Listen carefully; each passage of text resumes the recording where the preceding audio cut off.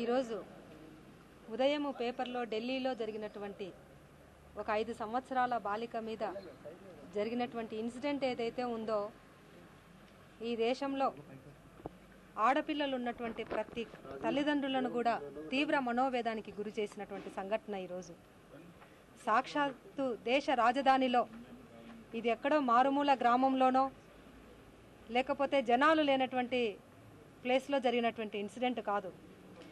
దేశ రాజధానిలో ఒక 5 సంవత్సరాల బాలిక మీద ఉదయం పేపర్ జరుగుతూ ఉంటే అసలు ఇలాంటి రక్షణ లేనటువంటి దేశంలో ఉండామా అనేటువంటి ప్రతి మహిళ కూడా ఆడపిల్లలు కన్నటువంటి ప్రతి తల్లిదండ్రులు కూడా తీవ్ర మనోవేదానికి గురయ్యేటువంటి పరిస్థితి ఈరోజు ఈ దేశంలో. మొన్ననే మనము ఢిల్లీలో ఇన్సిడెంట్ చూసాము,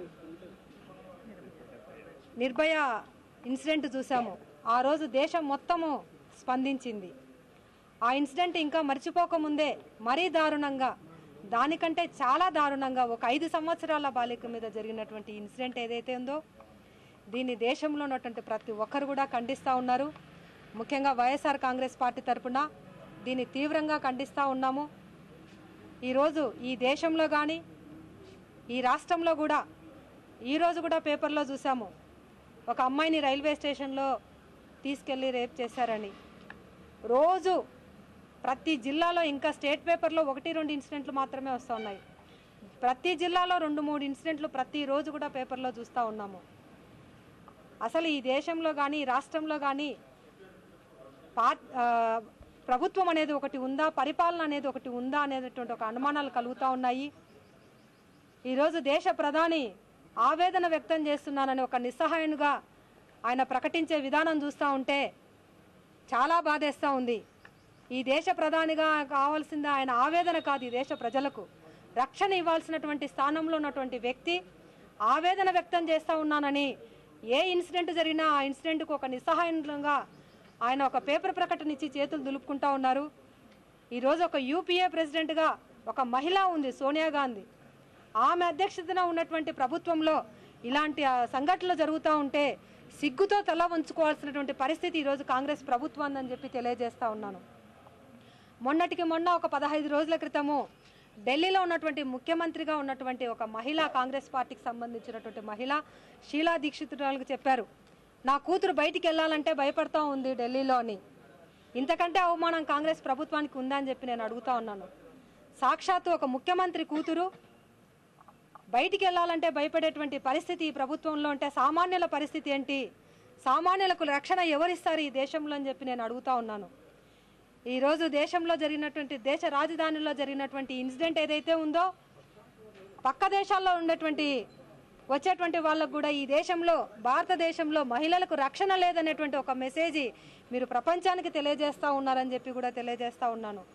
కాబట్టి ఈరోజు ఏదో చట్టాలను మార్చామని చెప్పి గొప్పగా చెప్పుకోవడం కాదు, చట్టాలను ఏదో లేకపోతే ఒక 1000 కోట్లో 2000 కోట్లో నిధులు వాళ్ళ పేరు మీద చెప్పి చట్టాలు చేశామని చేతులు దులుపుకునేది కాదు. ఆ చట్టాలను అమలు చేసేటువంటి నాయకత్వం ఈ దేశానికి కావాలని చెప్పి ప్రజలు కోరుకుంటా ఉన్నారు.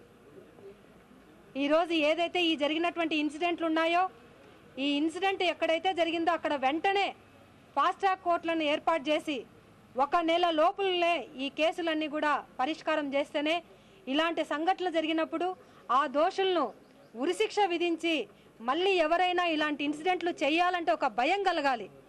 మీరు నిర్భయ పేరు మీద ఒక చట్టాన్ని తీసుకొని వచ్చారు. చట్టాన్ని తీసుకొని రావడం వల్ల ఏ ఒక్క ఇన్సిడెంట్నైనా ఈ దేశంలో కానీ రాష్ట్రంలో కానీ ఆపగలిగిందా ఈ ప్రభుత్వం అని చెప్పి మేము అడుగుతా ఉన్నాం. కాబట్టి చట్టాల కంటే కూడా చట్టాలను అమలు తీర్చే తీరులో మీ చిత్తశుద్ధి నిరూపించుకున్నప్పుడే ఇలాంటి ఇన్సిడెంట్లు జరగకుండా ఉంటాయని చెప్పి ఈ ప్రభుత్వాలను డిమాండ్ చేస్తూ ఉన్నాము. ఇలాంటి కేసులు జరిగినప్పుడు ఫాస్ట్ ట్రాక్ కోర్టులను ఏర్పాటు చేసి ఎక్కువ టైం ఇవ్వకుండా, ఎందుకంటే మనం చూస్తూ ఉన్నాము చట్టంలో ఉన్నటువంటి లొసుగులను ఆధారంగా తీసుకొని ఇలాంటి మృగాలు రోడ్డు మీదకి వచ్చి ఇలాంటి సంఘటనలు చేస్తూ ఉన్నారు. ఇలాంటి మృగాలకు భయం ఉండాలి అంటే మీరు కనీసం 1 నెల లోపులనే ఈ కేసు డిస్పర్స్ చేసి కఠినమైనటువంటి శిక్ష విధించాలి. అది 20 ఏళ్ల శిక్ష లేకుంటే మరణ శిక్ష వేసినా కూడా ఎవరు కూడా బాధపడేటువంటి పరిస్థితి లేదు. ఈరోజు సమాజం హర్షిస్తుంది మీరు ఇలాంటి చట్టాలను గట్టిగా అమలు పరిచినప్పుడు. కాబట్టి ఈరోజు చట్టాల్లో ఉన్నటువంటి లొసుగులను ఆధారం చేసుకుంటూ ఉన్నారు. మనం చూస్తూ ఉన్నాం చాలా దారుణం.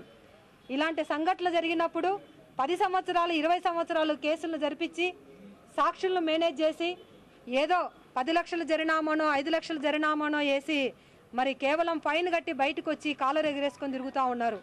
అటువంటి పరిస్థితి లేకుండా వెంటనే నెల లోపులనే ఇలాంటి కేసులన్నీ కూడా పరిష్కారం చేయాలి, చట్టాలను గట్టిగా అమలు పరచాలని చెప్పి డిమాండ్ చేస్తూ ఉన్నాము.